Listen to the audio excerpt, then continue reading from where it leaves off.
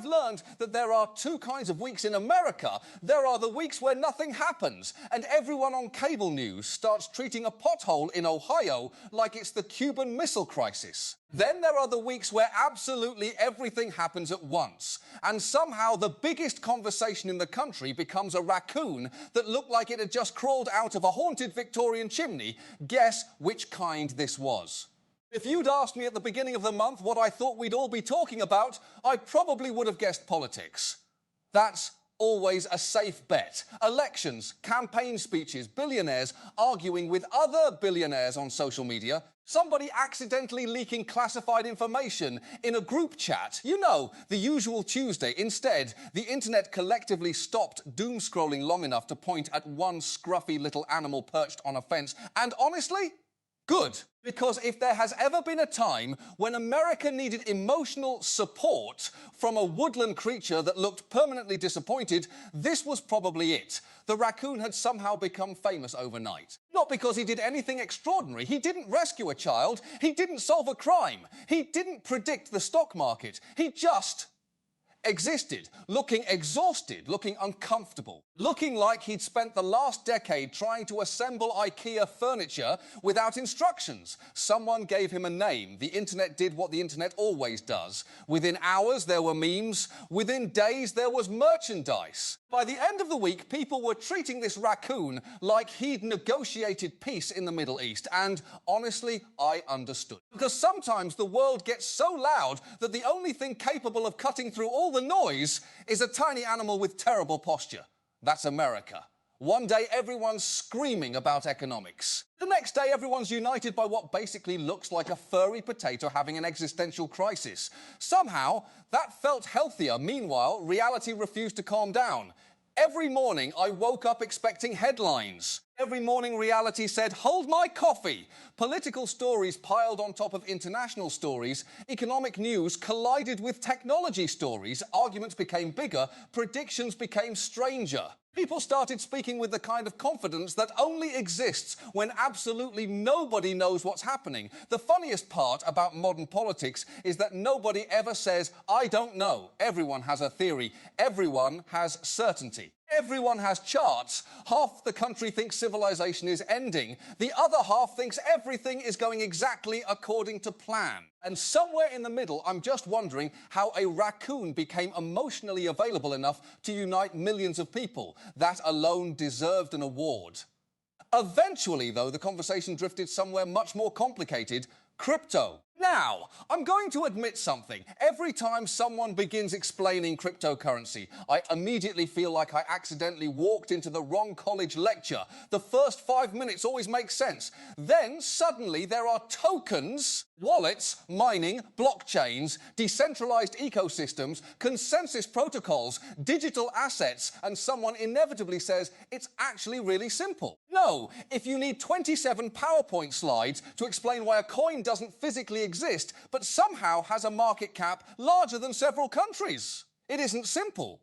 I've reached the point where whenever somebody says, "Let me explain crypto," I instinctively check to see if there's an emergency exit nearby. The amazing thing is that not too long ago, plenty of politicians sounded exactly the same, including Donald Trump. Back then, he wasn't exactly giving off crypto pioneer energy, quite the opposite. His attitude basically translated to "I like dollars," which, admittedly, is probably the least controversial financial opinion anyone has ever expressed. He questioned cryptocurrencies, wondered whether they were legitimate, suggested they might become a problem. It felt like listening to two grandfathers trying to discuss an app they'd accidentally downloaded. One of them asks, "So, this Bitcoin?" The other responds, "I don't trust it." Neither understands what it is. Both agree it's suspicious. Conversation over. It wasn't even hostile. It was just confused. Like someone trying to understand why teenagers willingly watch videos of people opening mystery boxes.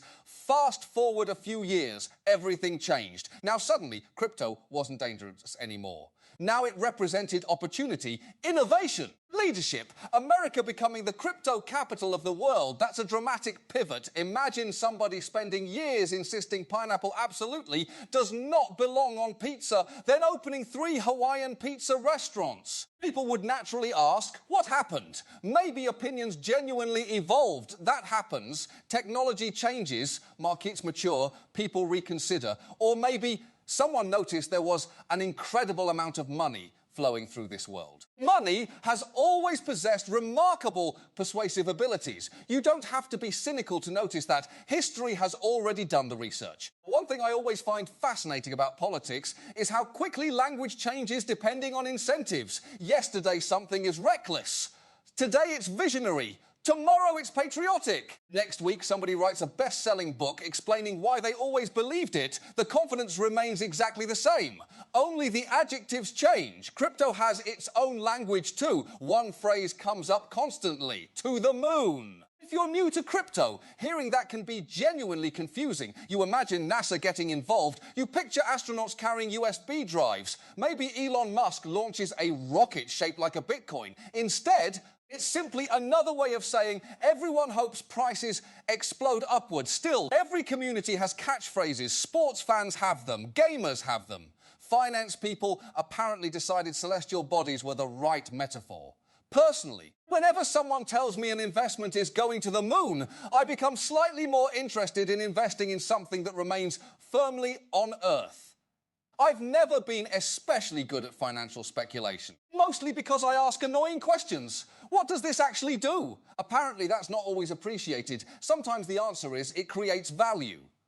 Okay, how? It just does.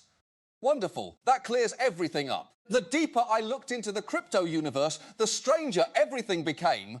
Entire fortunes appearing almost overnight, digital coins with cartoon mascots, communities rallying around jokes that somehow transformed into investment strategies. At one point, I genuinely wondered whether someone had accidentally merged Wall Street with Reddit and forgotten to tell the rest of us. Maybe that's exactly what happened. And then there are meme coins. If regular cryptocurrency already feels abstract, meme coins somehow manage to be even more surreal. They're built around jokes, internet culture, community excitement, sometimes little else. Their value depends almost entirely on whether enough people collectively decide they're valuable. That's simultaneously fascinating and terrifying. Imagine if your retirement savings depended on whether enough strangers thought a dancing frog was funny this week. That's essentially the emotional experience. People often compare meme coins to collectibles. I don't know if that's quite right. Collectibles at least physically exist, baseball cards exist, comic books exist, vintage guitars exist. If everything goes terribly wrong, you still own something. A meme coin feels more like owning enthusiasm itself. And enthusiasm is notoriously difficult to ensure. That reminded me of one of history's greatest marketing stories, the pet rock. I absolutely love that story because someone looked around, saw ordinary rocks lying everywhere, and somehow convinced millions of people they needed premium rocks. Not rare rocks, not magical rocks, regular rocks, packaged differently. That's genius. Ridiculous genius. It proves one timeless rule. Never underestimate human beings when they're willing to have fun, or when they're convinced everyone else is about to become rich first. Modern markets haven't really changed. The packaging changed. The technology changed. The vocabulary changed. But excitement! Excitement is eternal. People have always wanted to believe they discovered something before everyone else. Gold railroads, internet companies, housing, artificial intelligence. Crypto. Every generation insists this time it's different. Every previous generation smiles knowingly. That's probably why I find the whole thing so entertaining. Not because technology isn't interesting. It absolutely is. But because underneath all the innovation, people are still people. We're optimistic, impulsive, competitive, sometimes brilliant, sometimes unbelievably gullible. Usually both before lunch. And that's where our story was really beginning. Not with complicated software, not with mysterious algorithms, not even with digital money. It began with something much older: power, influence, access, and one timeless question that somehow keeps surviving every generation. Every administration and every technological revolution, when politics and money start getting unusually friendly, who's actually benefiting? That question, as it turned out, would lead me into one of the strangest financial stories I'd ever tried to untangle. The funny thing about complicated financial stories is that they always start out sounding like somebody is about to explain the future. Everything is changing. This technology is revolutionary. You just don't understand it yet. I've heard those three sentences enough times that they're basically the opening notes to the world's longest infomercial. Sometimes they're true. Sometimes they're spectacularly wrong. Usually, the truth lands somewhere in the uncomfortable middle, where the technology is real, the opportunities are real, and the hype is so loud that nobody can hear themselves think. That's where I found myself. The deeper I wandered into the crypto world, the less it resembled finance, and the more it resembled a giant convention where everyone insisted they weren't selling anything while quietly hoping somebody else would buy. There were founders talking about freedom, investors talking about innovation, influencers talking about communities, developers talking about decentralization. Everybody had a different vocabulary. Everybody somehow ended up talking about money. That wasn't necessarily suspicious. People like making money. I'd be worried if they didn't. What interested me was something else. Whenever politics entered the room, the conversations changed. Suddenly, investments weren't just investments anymore. They became signals, relationships, introductions, opportunities, access. And that's where things get interesting. Washington has always had a strange relationship with money. Nobody likes admitting how important it is. Everybody knows how important it is. Campaigns cost money. Businesses spend money. Lobbyists spend money. Consultants somehow always seem to have enough money. It's like everyone agrees rain exists while insisting they're somehow staying perfectly dry. Crypto simply introduced a new language into an old game. Instead of talking about golf outings or fundraising dinners, people started talking about digital assets, token sales, blockchain projects, and investment opportunities. Different vocabulary, same human incentives. I've always believed that if you want to understand a complicated system, ignore the marketing for a minute. Instead, ask one question: who benefits? Not philosophically, financially. Follow the money long enough and eventually it introduces itself.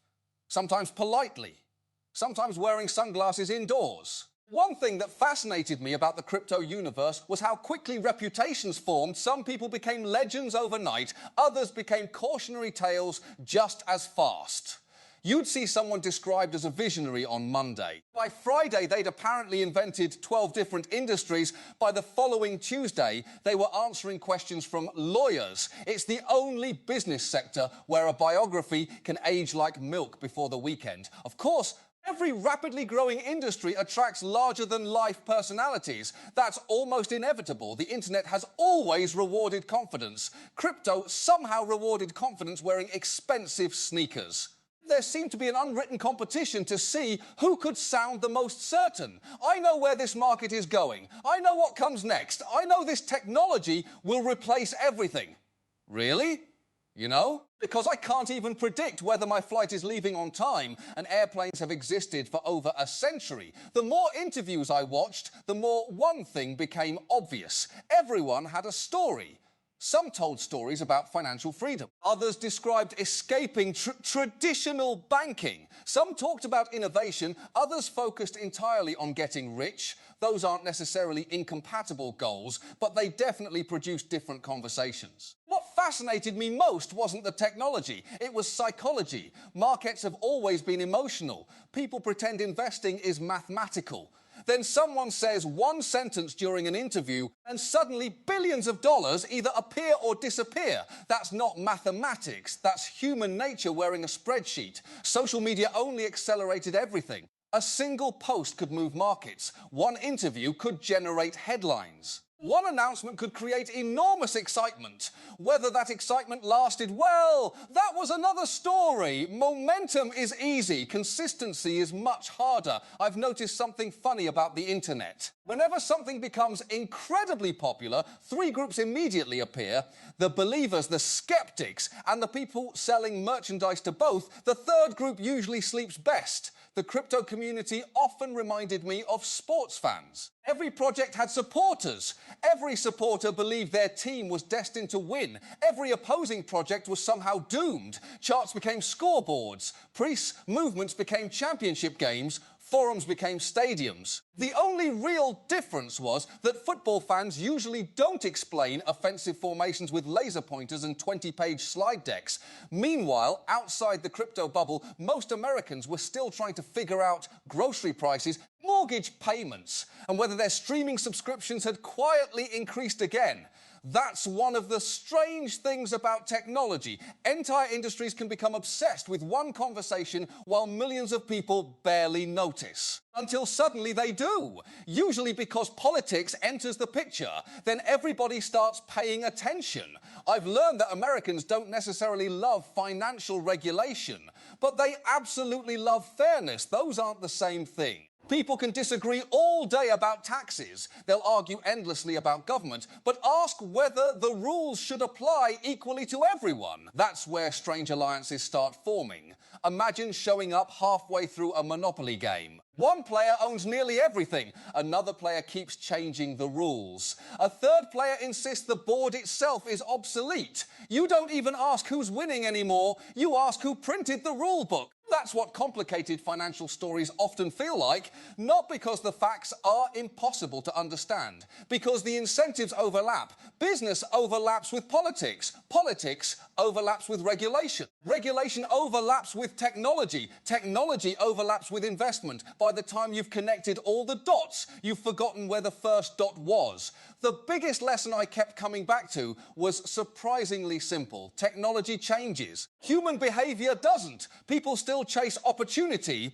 People still seek influence. People still prefer shortcuts over patience. The apps become smarter. The motivations remain remarkably familiar. History has a wonderful sense of humor. Every generation insists they've invented something completely unprecedented. Then historians quietly raise their hands. Actually, people have been speculating on tulips, railroads, radio, television, internet companies, housing. For centuries, the details evolve. Optimism never goes out of style. That's why I try not to mock people for believing in new technology. Innovation deserves curiosity. What deserves scrutiny is something else entirely.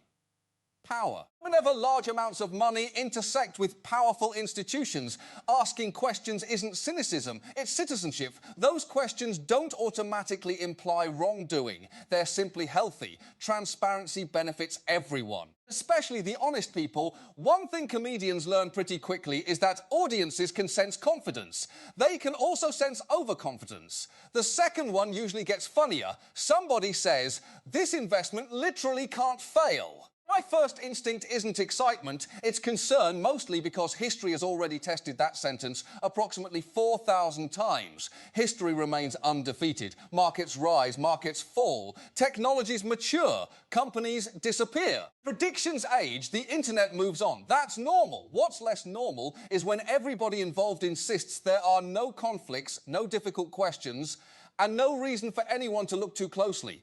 Ironically, that's exactly when people start looking closely. The more I thought about it, the more I realized this wasn't really a story about cryptocurrency. Crypto just happened to be the stage. The actual story was older than the Constitution. How should powerful people handle financial interests while serving the public? That's not a blockchain question. That's a democracy question. And democracies have been arguing about versions of it for a very long time. At the same time, I couldn't help laughing at how bizarre modern America had become. Only here could one newsfeed contain all of these stories simultaneously. Artificial intelligence, political campaigns, digital currencies, celebrity gossip, a raccoon becoming an online icon, somebody discovering a new chicken sandwich, the weather trying to destroy 3 states, and somehow every headline insists it's the most important thing you'll read today. By lunchtime, you've emotionally experienced 6 different decades. Comedy has become strangely therapeutic because of that, not because comedians solve problems. We definitely don't. But sometimes we translate complicated stories into conversations people actually want to have. That's valuable too. If someone leaves laughing while also asking a better question than they started with, that's a decent day's work. As I closed my notebook that evening, one thought kept sticking with me: technology would continue evolving, politics would remain messy, money would always find new ways to move, but no matter how sophisticated our digital future becomes, it still depends on very old human decisions: trust, responsibility, greed, curiosity, integrity. Those words existed long before smartphones. They'll probably outlive cryptocurrency too. I had a feeling, though, that our strange journey through modern America wasn't finished yet, because if there's one thing this country consistently proves, it's that just when you think you've found the weirdest story of the week, America finds a way to outdo itself. By the end of that week, I realised something. I'd started with a raccoon, then wandered into cryptocurrency, then somehow found myself thinking about democracy, technology, markets, and why Americans can spend 3 hours arguing online about something they've admitted they don't understand. Which, now that I think about it, is probably the most American journey imaginable. One thing I've learned from working in comedy is that audiences don't expect you to have all the answers. They don't even want all the answers. They just want someone to admit that the emperor occasionally forgets to wear pants. Or at least wears pants that don't match the jacket. Humour doesn't solve problems. It simply gives everyone permission to acknowledge that some things are genuinely ridiculous. And lately we've had no shortage of ridiculous. The strange part is that the internet has somehow made every story feel equally urgent. A geopolitical crisis appears. 5 minutes later, someone is arguing about whether a hot dog counts as a sandwich. An enormous economic announcement is released. Seconds later, an alpaca escapes from a petting zoo and somehow gets twice the engagement. That's not because people don't care, it's because our attention has become the world's busiest airport. Everything is trying to land at once. Most stories barely make it to the runway. I've stopped pretending I can predict what people will care about tomorrow. Years ago, I might have guessed. Now, not a chance. Tomorrow could bring a groundbreaking scientific discovery, or someone might accidentally create a new dance by slipping on a frozen pizza in a supermarket. I've seen enough to know either headline has a fighting chance. That's why I try not to take certainty too seriously. The loudest voices are often the least curious, the people absolutely convinced they're right, rarely pause long enough to ask another question. Curiosity, on the other hand, tends to have a much better sense of humour. Curiosity says, maybe. Confidence says, definitely. History usually replies, we'll see. Comedy lives in that gap, not between right and wrong, between certainty and reality. Reality always wins eventually. It just takes the scenic route. I thought back to the raccoon that had started this whole mental adventure. It hadn't planned on becoming famous. It hadn't hired a publicist. It hadn't launched a podcast. It certainly hadn't released a limited edition energy drink. It simply existed. Millions of people projected hope, amusement, and affection onto a bewildered little animal trying to get through its day. Maybe that's the internet in one sentence. We're all looking for something to make sense of the chaos. Sometimes we find it in serious conversations. Sometimes we find it in statistics. Sometimes we find it in a raccoon who looks like Monday morning in physical form. For all the jokes I make about politics, technology, and the financial world, I genuinely admire people who keep asking difficult questions. Not because questioning everything is fashionable, because democracy depends on people paying attention. You don't have to become an expert in every industry. Nobody can. But staying curious, that's manageable. Reading beyond the headline, also manageable. Admitting you don't know something, surprisingly powerful. I wish more people tried it. One of the greatest gifts comedy ever gave me was permission to say, I don't get it. That's not weakness. It's usually the beginning of understanding.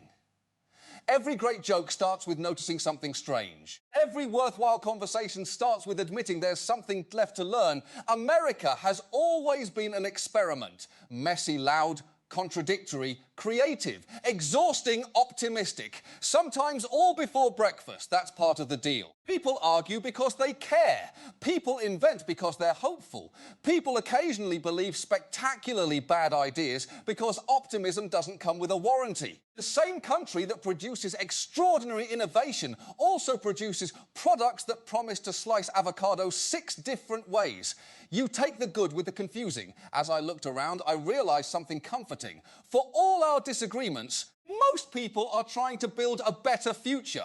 They simply disagree about the blueprint. Some believe technology gets us there. Others trust institutions. Others trust markets. Others trust communities. Most trust their families first. That's a healthier place to begin than social media usually suggests. I don't know exactly where cryptocurrency will be in 10 years. Maybe it'll become completely ordinary. Maybe it'll transform finance. Maybe it'll quietly settle into the background like Wi-Fi, something everyone uses without thinking much about. Or maybe historians will write entire books explaining why we all became obsessed with digital coins that featured cartoon animals. History has surprised me before. It'll probably do it again. I do know one thing: technology keeps changing. Human nature moves much more slowly. We'll still chase opportunity. We'll still argue about fairness. We'll still celebrate underdogs. We'll still laugh at ourselves when we remember to, and thankfully we'll probably still find joy in wonderfully weird places. By then, the city outside my window had settled into its usual evening rhythm. Traffic drifted past. Restaurant patios filled with conversations. Somewhere, somebody was passionately explaining an investment strategy. Somewhere else, another person was pretending to understand it. Life carried on, it always does.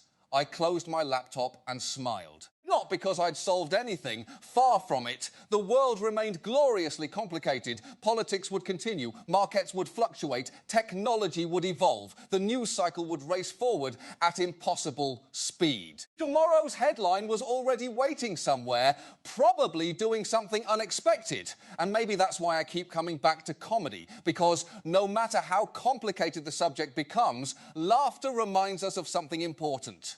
We're all improvising. Every generation believes it's living through uniquely confusing times. Every generation eventually becomes history's example. The best we can do is stay curious, ask better questions, keep our sense of humour, and avoid becoming so certain that we stop listening. As I walked out into the cool evening air, I imagined that famous raccoon still sitting somewhere, blissfully unaware that it had briefly become the emotional support mascot for millions of strangers. Honestly, good for him. No interviews, no opinion columns, no social media account explaining what he really meant, just a quiet life. There's probably a lesson in that. I'm just not sure America is ready to hear it. And if tomorrow brings another unbelievable headline, and let's be honest, it probably will, I have a feeling we'll all gather around our phones once again, laugh at something wonderfully absurd, argue about something impossibly complicated, and somehow make it through another week together. Because if there's one thing I've learned from watching this country, it's that America never stops surprising you. Sometimes that surprise changes history, sometimes it changes technology, and sometimes it's just a tired-looking raccoon reminding everyone that every once in a while it's okay to stop arguing, look up, and laugh.